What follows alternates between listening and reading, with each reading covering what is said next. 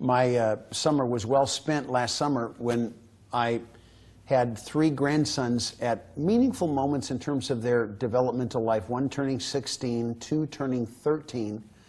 And my Christmas gift to each of the 3 of them was to define a week of activity for each of them with me.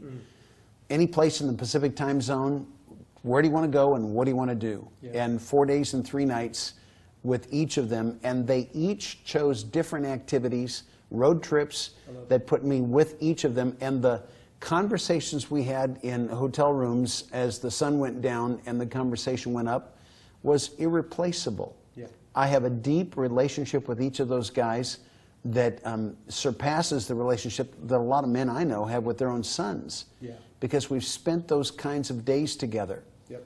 No, I think that's key. The idea that like my kids, when I started implementing them because of Masters. No, I've watched you doing that with your kids, yeah. And it's been marvelous to see that this is not just a model that worked for me but doesn't transfer. The essence is so duplicable that just saying, I want to be the homeroom teacher with my kids that put the most important discoveries in their developmental years into play. Yep. And then we had some fun times together that became the memorable, archived mental pictures that they'll never shake. Right. Yep. And that is when spending time with the kids one-on-one, I just found that, I mean, here was my approach. I try to do it every quarter, at least. And for some, it's like, hey, I'm just getting my life together here through Masters. I'm going to go for once a year. But they do know, and I told them, listen, you guys, when it comes to this, it's going to be whatever you want to do for that entire day.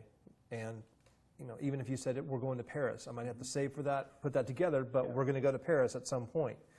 The other thing, if I was to give any tips on a very practical level for members that are watching this, is it's going to be really difficult to not say no, because you're so wired into hey, I'm the disciplinary of my children, and it's my job to protect them and take care of them. But I really want to encourage those that are watching this. My kids now know and can expect that they're not just calling them yes days. They're calling them they're not calling them just best days. They're calling them yes days, because that's all they hear is yes. Well, I want to go have a churro. I just had ice cream. Yes, you know, it's like make yourself sick if you want.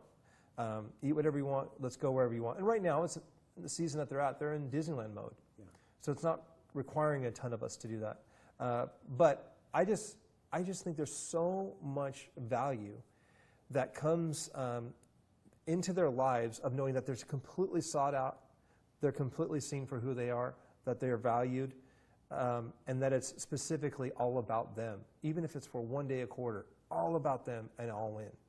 No, so often parents feel like it's their job to find where their kids are violating a boundary, throwing the flag, and assessing the penalty. That has to happen, but boy, no kid ever died from dirty room.